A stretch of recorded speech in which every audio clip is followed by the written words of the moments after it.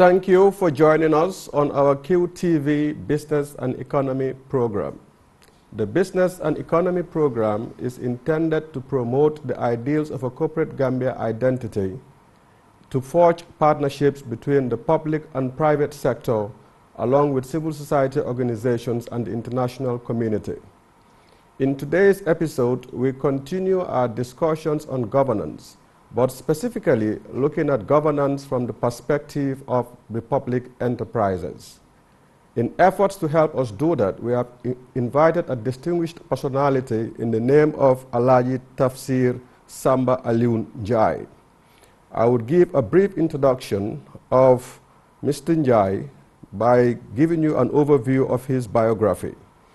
Alhaji Tafsir Samba Aliu Njai is an agricultural economist and financial management consultant. Mr. Njai holds a BS degree in agricultural economics and financial management and a Master's of Science degree in the same fields from Michigan State University, East Lansing, United States of America. He holds a postgraduate certificate in banking for senior executives from Bankers Staff College, the State Bank of Pakistan, from 1992 to 1993. He holds a national diploma in agriculture from University of Ghana, Legon, and certificate in general tropical agriculture from School of Agric, ABU, Samaru, Zaire, Nigeria.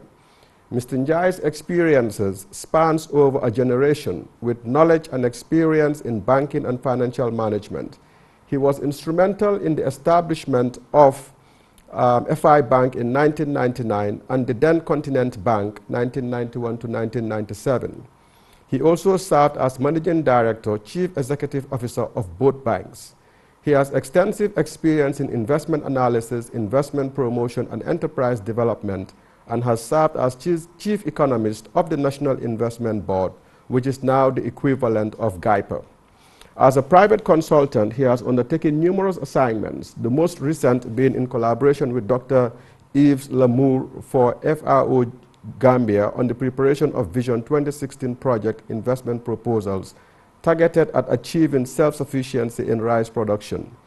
In other assignments, Mr. Njai has directed and managed policy studies and provided advice to government on public enterprise pricing policy, including tariffs on groundnut pricing and user charges for the national utilities, the Produce Marketing Board, and the National Ferry Services.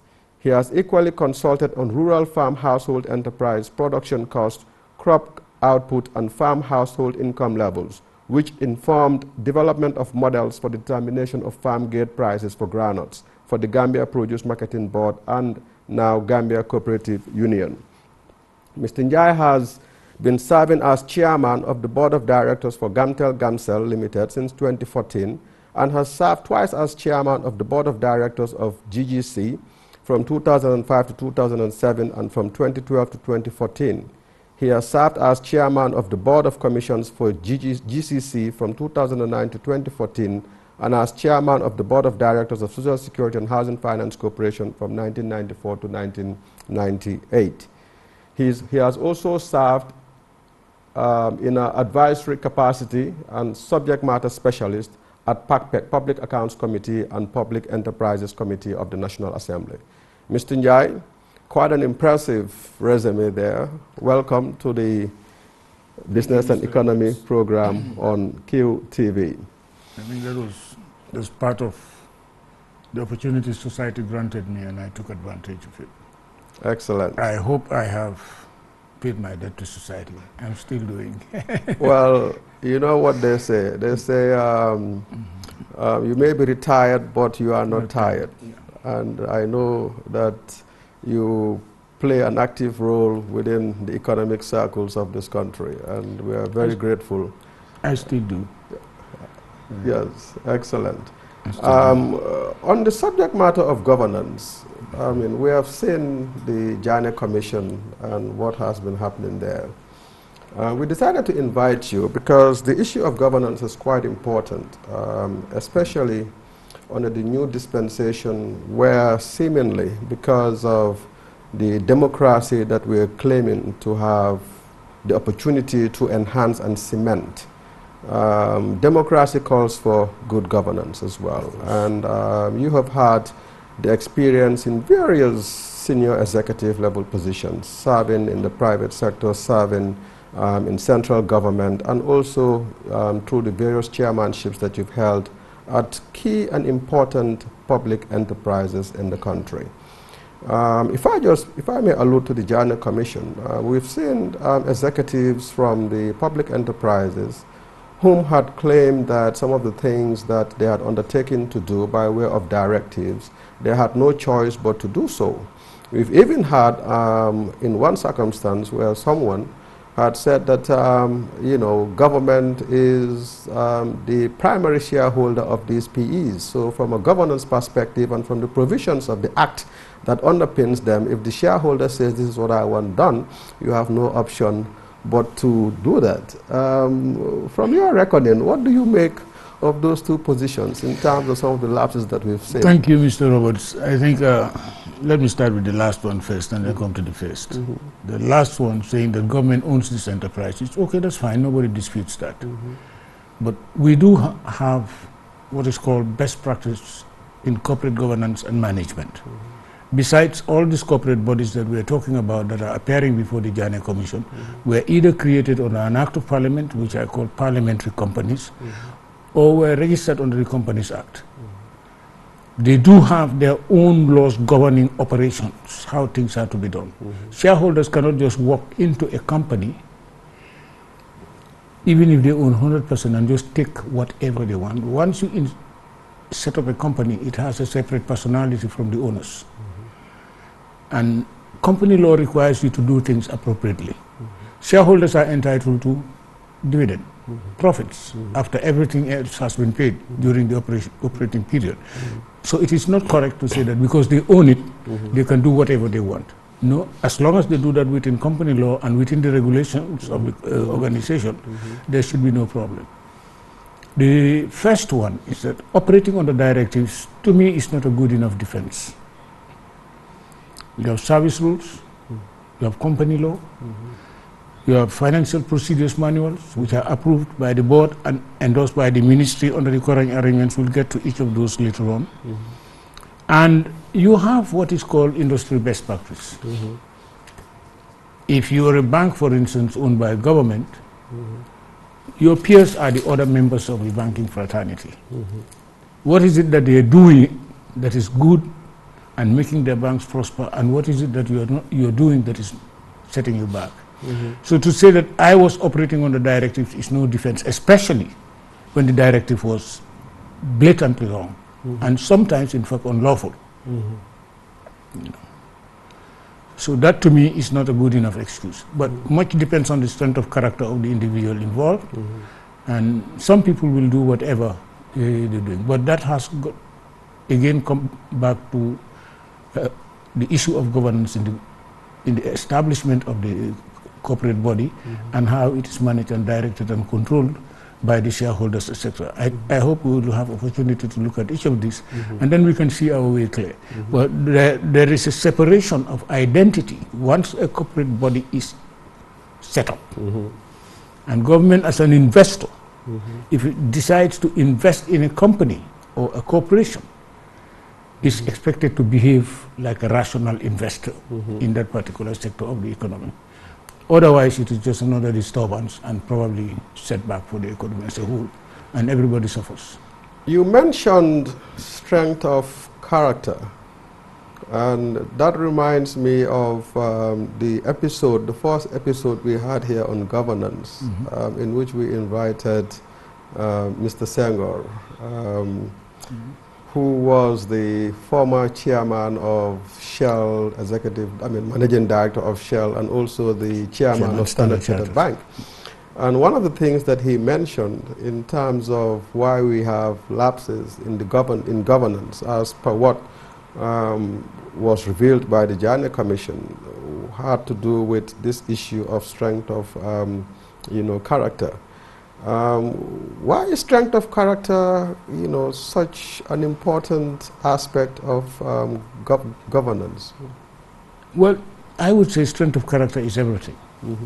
all the theory we talk about and all the best practices we're talking about could not have come about if individual chief executives were not strong enough to resist certain pressures. Look, in any organization where management ability is involved, there are bound to be pressures on management from customers, from owners, from other interested parties, from competitors, etc.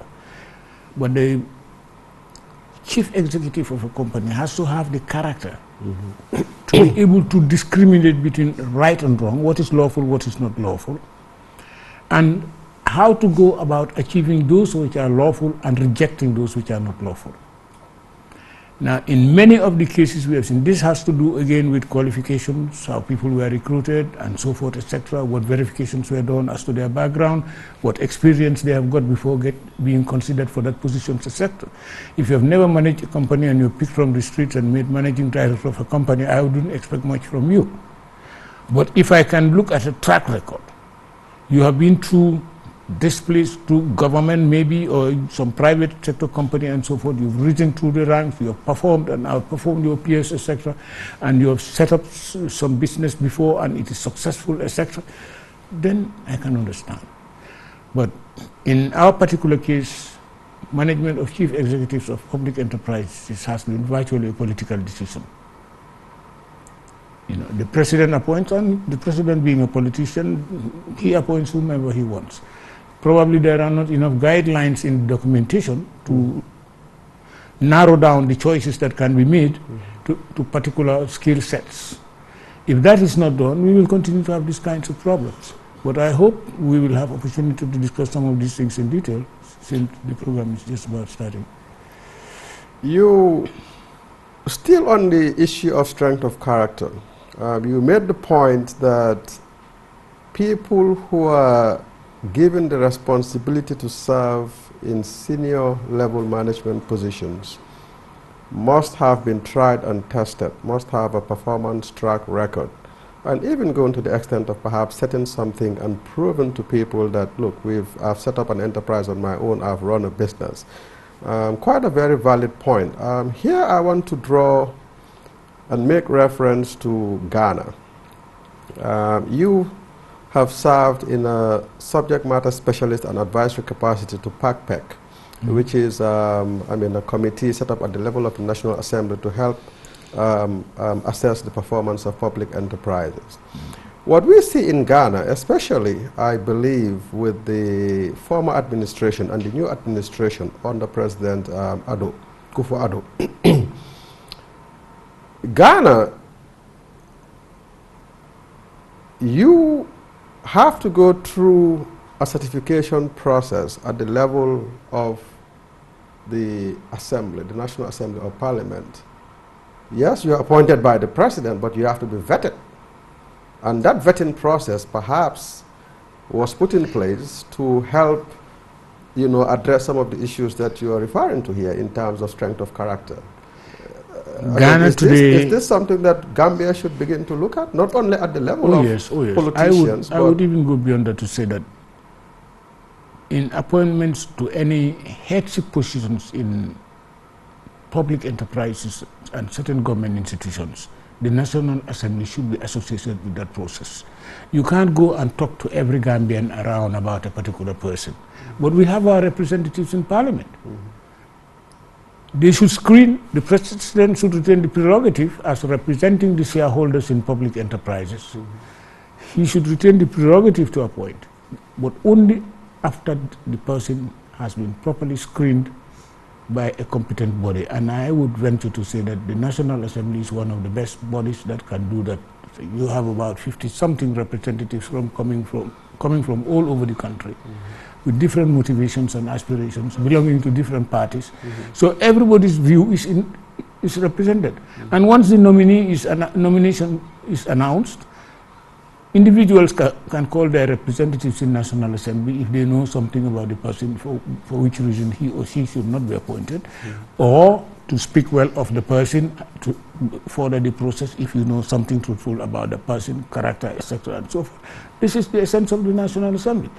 But just for one or two people to make recommendations to the president not knowing the person, approves it on the strength of the recommendation, may lead to disastrous consequences at a later date. Mm-hmm.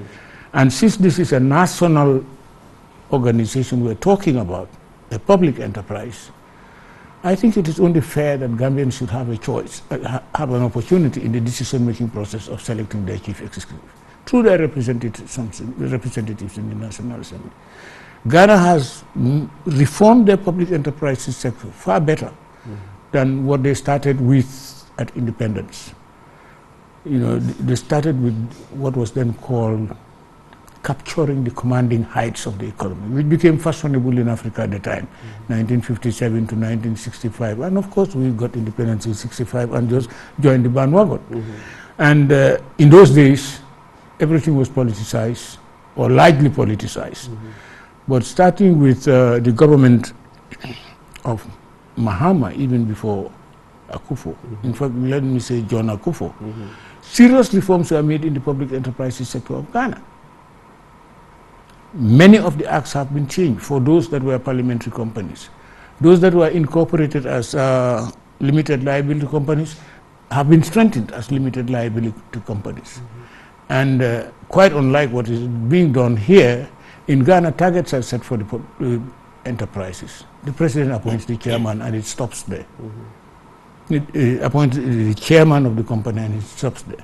The chairman and the board then sit together to identify who they want to appoint as their chief executive or managing director.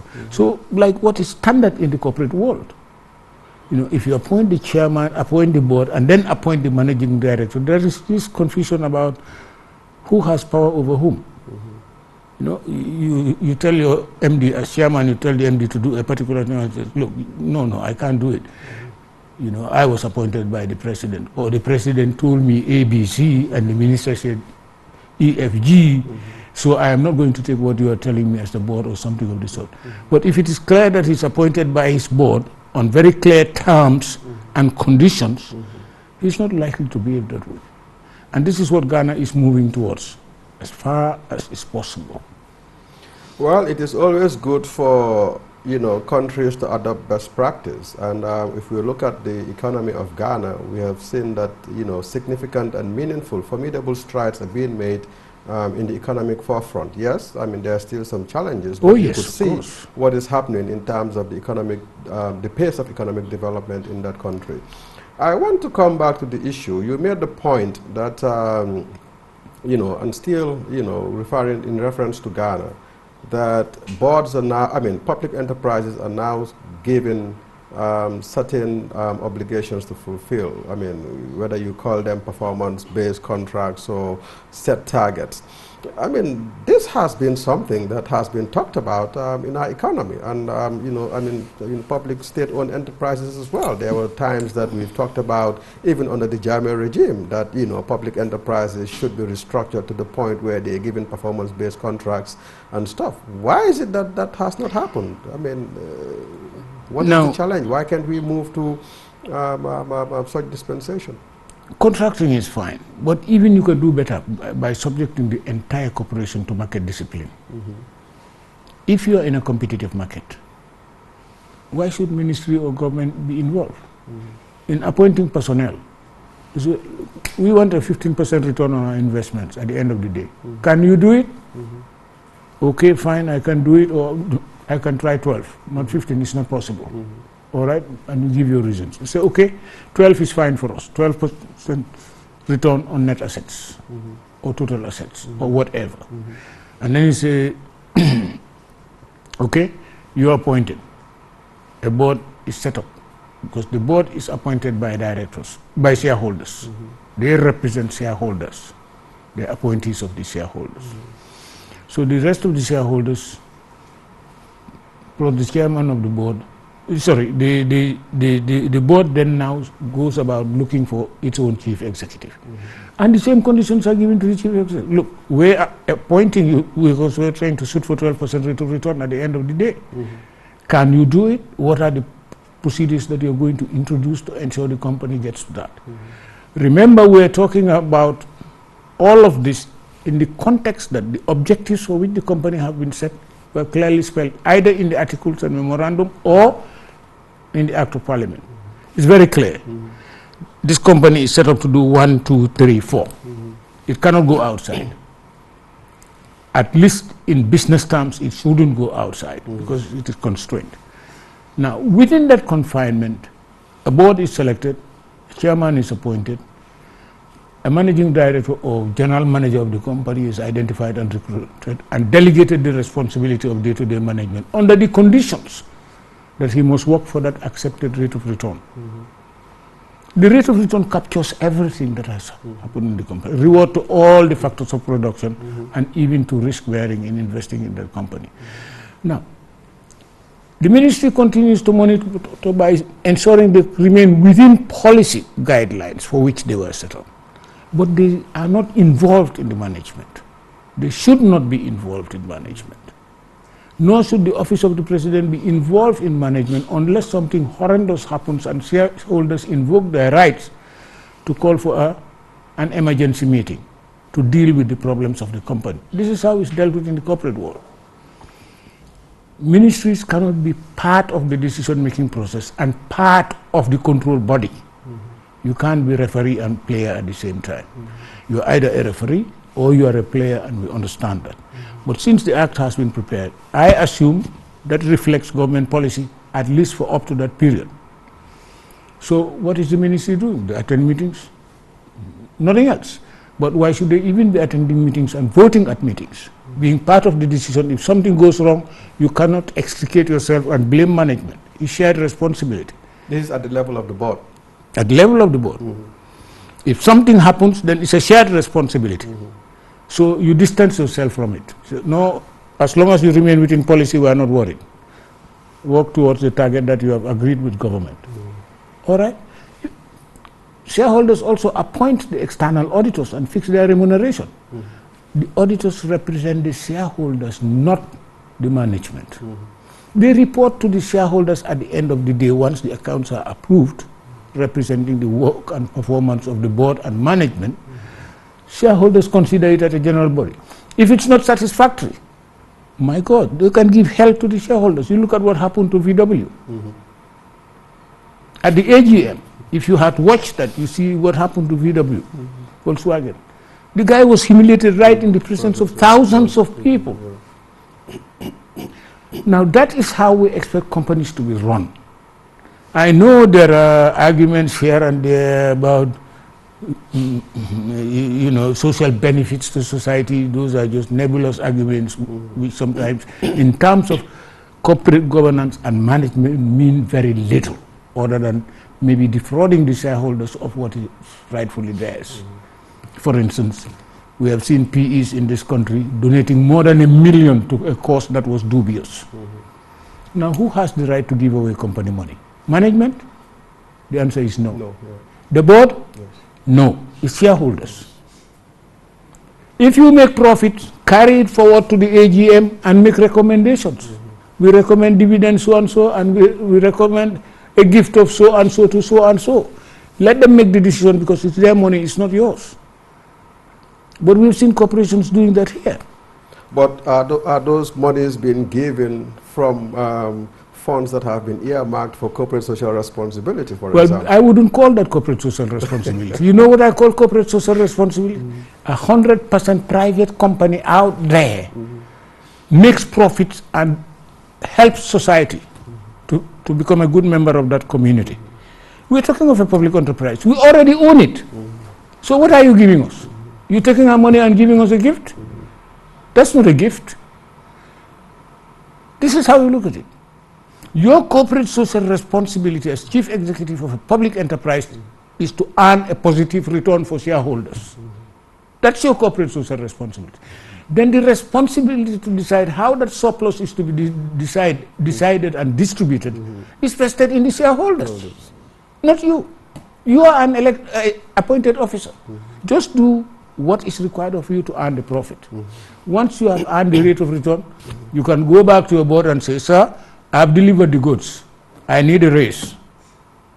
Let me come to that point, and here I'm going to use myself as an example. When I was at GAIPA, before I went to the Gambia Tourism Board, I'm sure you're aware of the restructuring of the Gambia Tourism Authority into the Gambia Tourism Board and the Gambia Tourism Commission. No, actually it was the Gambia Tourism Board, and it was supposed to be two arms. You had the board that was supposed to implement, issues, and then you had the policy body. But of course, given capacity constraints, it was decided, resource constraints, it was decided that we'll just maintain the board and not deal with the, the other arm, which was the commission. Tourism Authority. Yeah, no, the Tourism Authority was being restructured. Okay. So the Tourism Authority was to be restructured into a Gambia Tourism Board that would implement the marketing activities and everything in terms of bringing tourists to the country. But then you had the other arm, which was the Gambia Tourism Commission, that was supposed to now look at issues of policies and try to see, how, you understand. But because of financial resource constraints, government ended up implementing the Gambia Tourism Board and leaving the commission out. But during my interview, and here I want to make reference to some of the best practices that supposedly we have tried to adopt as a country but have failed.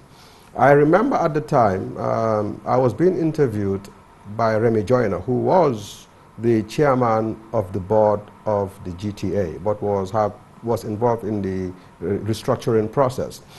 And at the time, I was asked, are you capable, because I had applied for the Director General position, are you capable to run the Gambia Tourism Board on a performance-based contract basis? Yeah, and if so, tell us what it is that is going to take for you to run the institution, because that is how we want the institution to be run. I remember making the point to him that given my experience from Standard Chartered Bank, I have yearly targets. My targets were $3 million a year, as head of local corporates. So yes, I can run, a performance-based institution, but I made a point that, one, for that to happen, I need the resources to enable me to run the institution in a manner that was performance-oriented. And yes, whatever it is that your targets are, I could endeavor to deliver. But I also make the point that if I'm to run the Gambia Tourism Board as a performance-based institution, what I would equally require is that you tell me what you want as targets, but then you leave me to deliver. Correct. Yeah. Correct. And not only that, when I perform at the end of the year, I would equally be entitled to bonuses. And the same point that you made here raises as well. But this, I sense, is a challenge, because at the end of our first year, even to get a raise was a problem, apart from the general 5% increment, because government did not want to pay,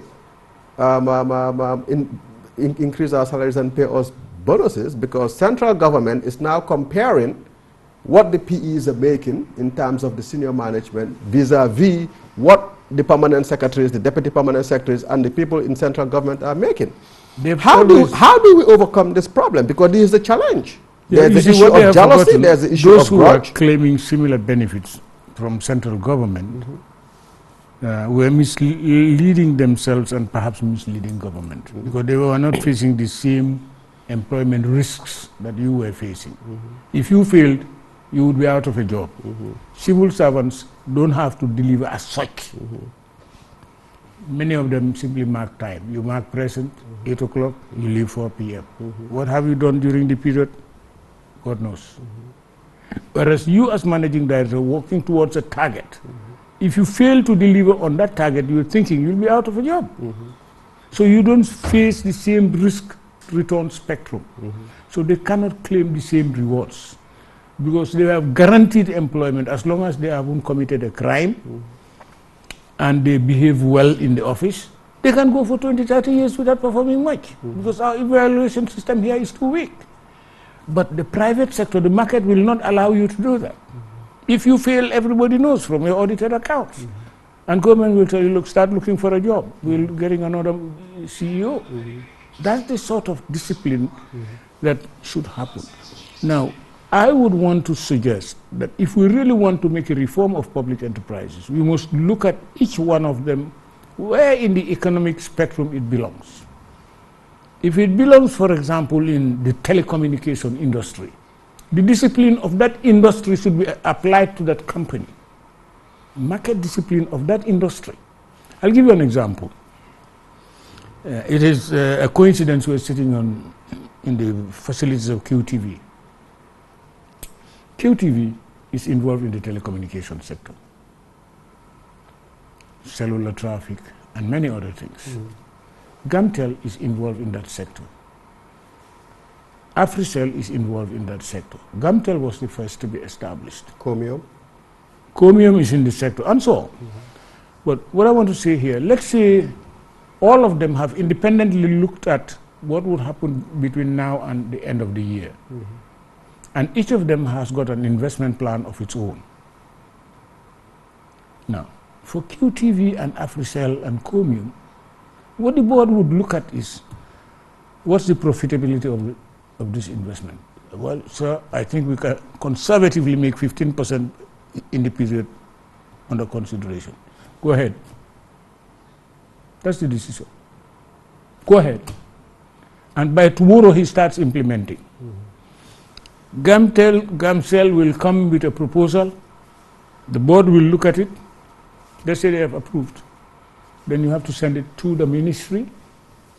The ministry will take forever to look at it. By the time they come back with even a positive decision, the opportunity is no more in the market. So what do? You've got authorization, but the opportunity is not there anymore. QCell and Africell have invested and have dominated the sector. This is what public enterprises face. The other issue is pricing. Who sets prices? In high school economics, we are taught the price is set by the market, depending on the structure of the company and so forth. Is it a monopoly? Is it a perfectly competitive company and so on, monopolistic competition and so on? But it is set where price equals supply equals demand, and the market clears. Now, only the market can determine that. Any other body outside the market trying to second guess that is just introducing a deadweight cost to the system. Sometimes you hit far higher, sometimes you hit far lower. When you hit far higher, you don't make enough sales. When you hit it far lower, you face a demand you cannot satisfy, and things like that. Can bureaucrats do that? Government bureaucrats? Number one, they don't have the time. They don't have the in-depth knowledge of the market they're regulating. Management knows, that's why you appointed them in the first place. Why should you be interfering in that sort of structure? Why? You just muddy the waters for no beneficial gain. Look, if we want to do business, let us behave like businessmen. Whether we're a government, an individual, or a group of persons. Only then would we have the desired results. We cannot superimpose a public administrative structure on a company in the private sector. We cannot. The two disciplines are totally different. For government, we need proper scrutiny, accountability, and so on, which takes time. For the private company, what you are looking at is risk-return trade-off. How far do I go given my mandate on this, and what's my expected return? Is it worth the risk I'm taking? Would my risk be covered? Once your risk is covered and you can meet your profit level aspirations as stated by your board, you are home and dandy. And this is what private companies do. Whether they were owned by an individual or owned by a group of people or owned by a collectivities of other companies, that's what the private sector does. So we have to respect that. And government cannot manipulate the market successfully. Invariably, they will succeed in disturbing only a small sector. Well, we've seen the issue with bread and what it exactly. has what it has brought for us. And somebody tweeted on the internet, is it a command economy or a liberal economy? Yes. Now, that's the confusion we have here. We are superimposing a management structure on an enterprise that is supposed to be disciplined by the market. And we're using all kinds of excuses to do that in the common collective interest of the country. what my interest is that the company I own should make profit. How that is distributed, me and the other shareholders will discuss it. I want to support the point that you made here when you did the analogy between the private cellular companies and the public enterprise cellular company, meaning the QCells, the Africell and Comium vis-a-vis Gamcell. And you are quite right. By the time our strategies are formulated, even if we begin to formulate strategies at the level of the public enterprises I'm talking of, and using my experience, even if we start that in September, which is best practice, and you finalize your plans by November so that it goes to the board for them to look at and then come back to you and it's approved. By the time it gets to the ministry, before you get it, I've experienced this. You're talking of April, the following year. By which you're already 4 months or 5 months into your... Exactly, into your not knowing what to do. No, exactly, and and this is why the private sector seems to be outperforming, the public enterprises, And it will be that way. It will continue to be that way. The issue is, if you take, for example, Gamtel was created as a limited liability company. Yes. There were good reasons at the time. I was in the NIB, then as chief economist. There were very good reasons. The reason was because we were anticipating. Remember, this was the time when British Telecom and British Rail were being privatized in the early Thatcher, 80s. Reagan era. Thatcher, popular capitalism and all that sort of thing. Now, and we were also just beginning to implement the ERP. Gamtel was created and set up as a limited liability company. The idea was it will continue to operate like a limited liability company. The other reason was to insulate government from the liabilities of Gamtel. As a limited liability company, if you overexpose yourself to the company, as a bank, all you can do is foreclose, but you cannot call the treasury to pay you. If it makes profits, it will be paid to government, but if it makes losses, hard luck. Government will not have to underwrite. And that spirit should have been maintained. And you can remember, up to the end of the 80s, in fact to the beginning of the 90s, Gamtel was one of the most profitable. Yes. In Africa, it was number 2. And quality telecommunication services in Africa, it was number 1 or 2, only next to South Africa. Yeah. Now, this was the case. Those were the days of the performance contracts. And bonuses were being paid, the cars were being replaced on a scheduled basis and so forth, etc. Management had a lot of incentive. At the same time, we restructured GPMB, if you recall. And because after 1 year they turned positive, management was rewarded with other incentives. New cars were bought for them and so forth. The managing director got a new Mercedes-Benz. The V-boot had just come out, and he got a V-boot. The rest of the managers got a Peugeot Familiar, 7-seater and so on, etc. And we began to see improvements in the public enterprises. Even GUC made a profit in 1986 after the tariff restructuring which we did at NIB and tidying of the financial statements of GUC. So we have shown it can be done. Yes. So why are we putting our collective heads in the grass or in the sun and netting losses and losses and losses which only add to the government burden? We already have a burden delivering social services through government. Social services, education, health, security, etc. We have difficulty delivering those. Why should we add a private company to it? That is the question which only the politicians can answer. But I think in the new Gambia, Gambians can put a lot of pressure to government by asking the right questions.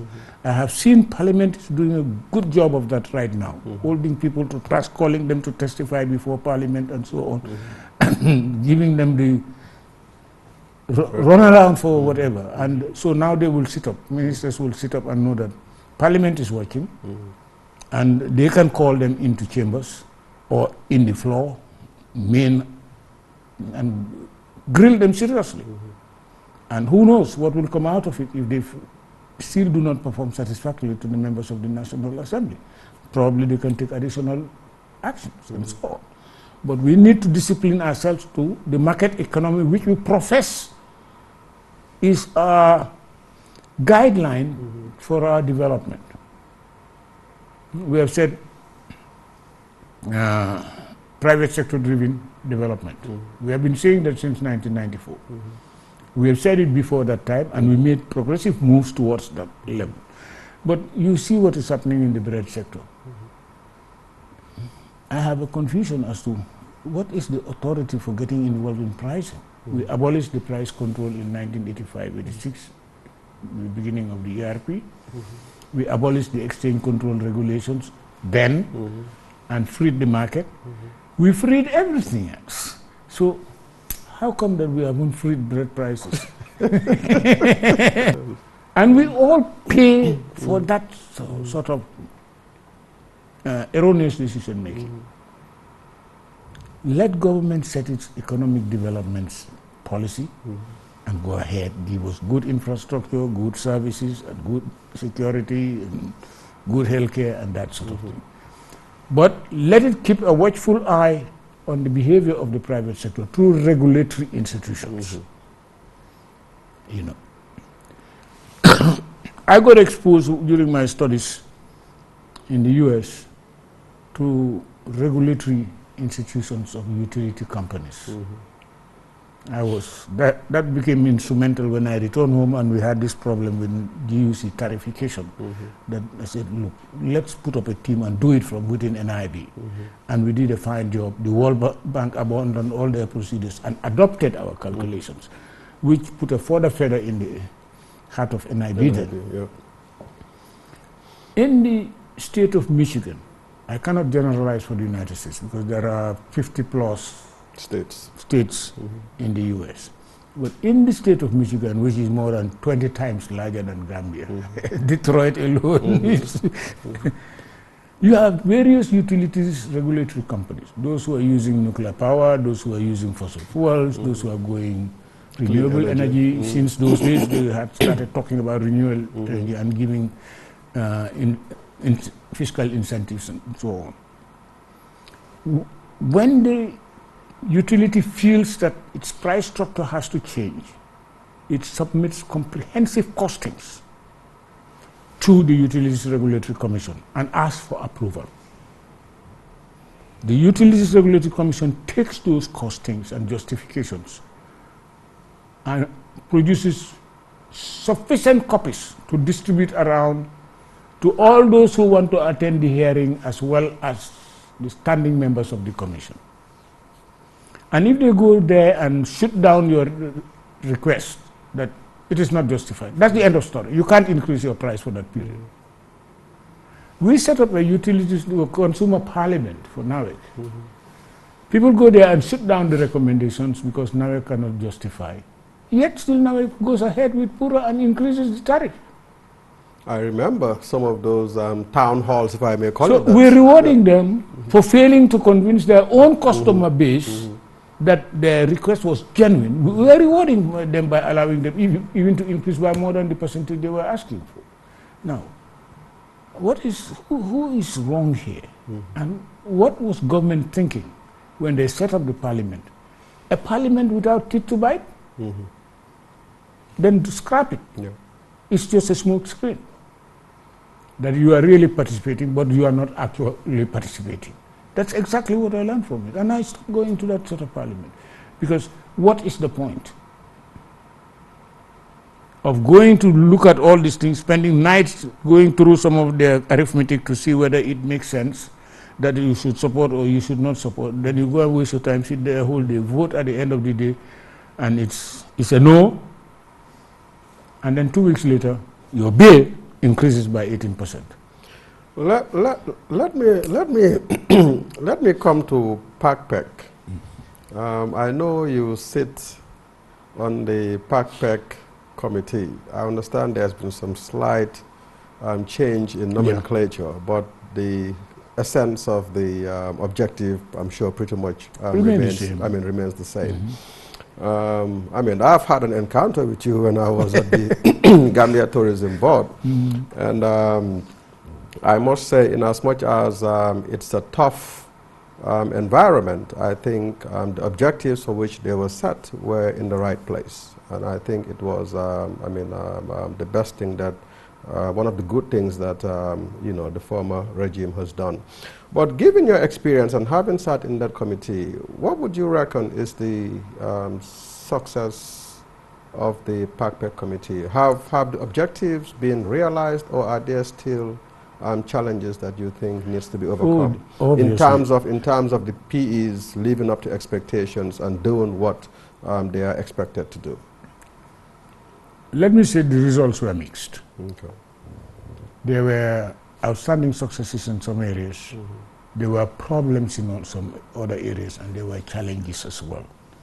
One of the challenges was getting their accounts ready on time. Mm-hmm. Unfortunately, that is neither the fault of the National Assembly nor the fault of the PE. Mm-hmm. The Auditor General handles the recruitment of auditors, external auditors for all public enterprises and autonomous government bodies. Mm-hmm. But there are only few auditing firms in the country. To aggravate the situation, everybody's financial year ends 31st December, period. So by March 31st, which is the 3 months grace allowed, every PE must submit your audited accounts and financial statements and reports to PAC and PEC. That's clearly an impossibility. I think we counted something like 5 registered auditing firms. Mm-hmm. Now they cannot, by any stretch of the imagination, deal with all the companies requiring audit, including the banks, including private companies, and so on, etc. It's a huge load. Now, and training is not going to give us a quick solution. So government has to look at what they do to encourage all our auditing firms to come into the Gambian economy, to ease the burden, or revert to the old practice where banks had their own individual financial years. Depending on when they came into operation, the anniversary of that period is the financial year. But government in its wisdom decided to unify all the financial years, including private financial years for income tax purposes and so on. So by 31st December, everybody's accounts must begin to be prepared and be ready by 31st March. It's clearly not attainable. The other issue was, how far could PAC and PEC, after their findings, ensure compliance and implementation? This was a problem. Some good recommendations were made to government, but you never know whether they have been implemented or not implemented at what stage. Parliament didn't have the capacity to monitor, and government wasn't forthcoming rapidly with decisions to enable the committees to take the next steps and maybe seek to talk to management and so on.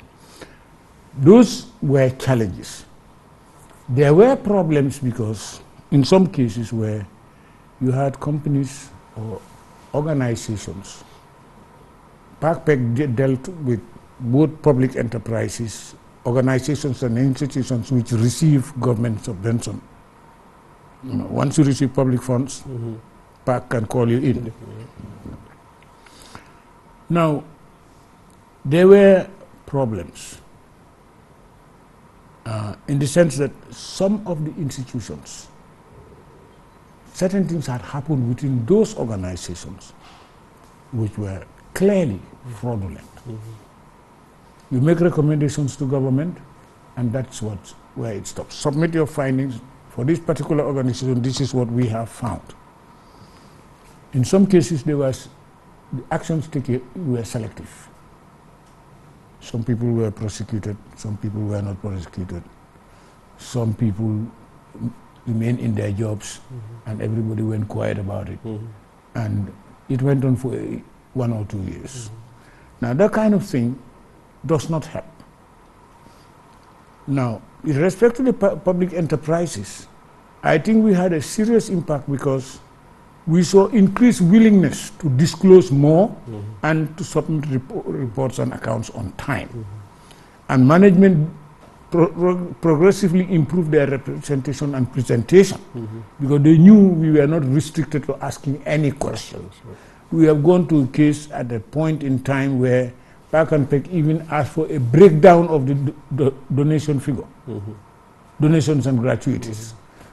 It was felt by the joint session that it was a light figure, so they said, okay, let's see what the breakdown is. Give us a breakdown by next week, or by tomorrow bring a breakdown of who you gave that monies to. Procurement, performance on procurement. Yeah, those were real questions that were being handled, which nobody before handled. But again, capacity inside the National Assembly at that time for analytical work was limited. You recall in the First Republic we had NIB.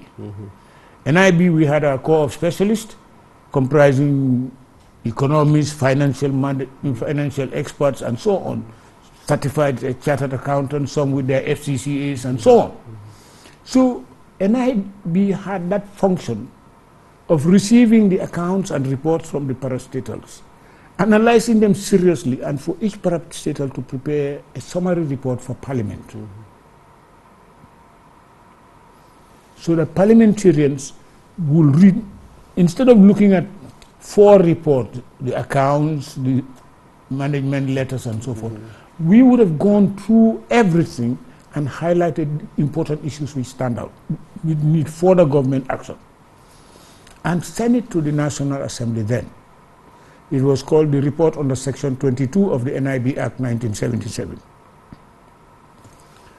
Now, this made it easier for the parliamentarians to read 3 pages instead of hundreds of pages and accounts and see clearly what the problem is, what we have found, what we want government to do urgently, and what it must do in the medium to long time, etc., to ensure compliance with government policy, etc. And this was done. National Assembly today does not have that capacity. With 58 sort of representatives, all of them very busy, having their political activities to take care of in their constituencies, as well as their work in the National Assembly, which has increased in terms of load. They meet every day and so on, etc. They cannot sit down and analyze all these reports, even if they had the capacity to do so as qualified persons. They don't have the time, which limits the further effectiveness of Park and Peck. Some things can easily slip by. And I do think with the changes they've got now they have subcommittees for respective things working on daily basis and going into full session only when it is necessary, etc. But they need analytical capacity. I want to talk about the appointment of board of directors and chairman. In your previous interventions, you had mentioned that best practice dictates that the president appoints the chairman. And the board of directors and the chairman now appoints the managing director or the chief executive officer or the head of the institution.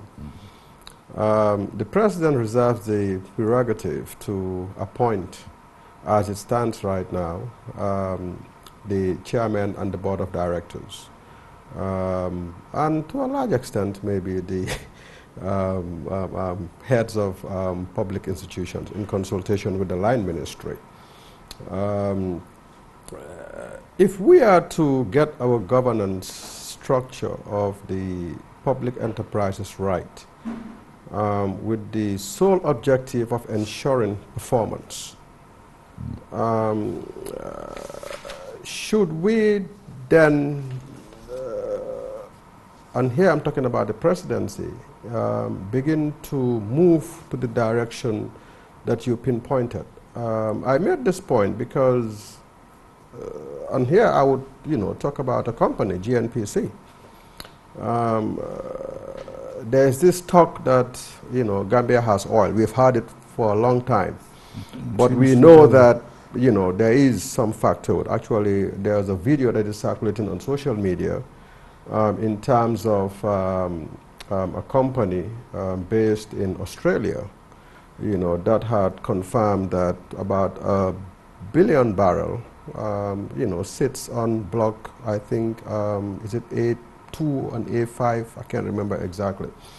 But if we look at the board of directors at GNPC, some of them are political appointments. I mean, what capacity could they bring, in terms of this new found wealth of the Gambia? Because you need people who are very technically competent, either in terms of banking, in terms of administration, in terms of contracting, to be able to take management, to task for management to know that these are assets, it belongs to everybody, that should be effectively managed.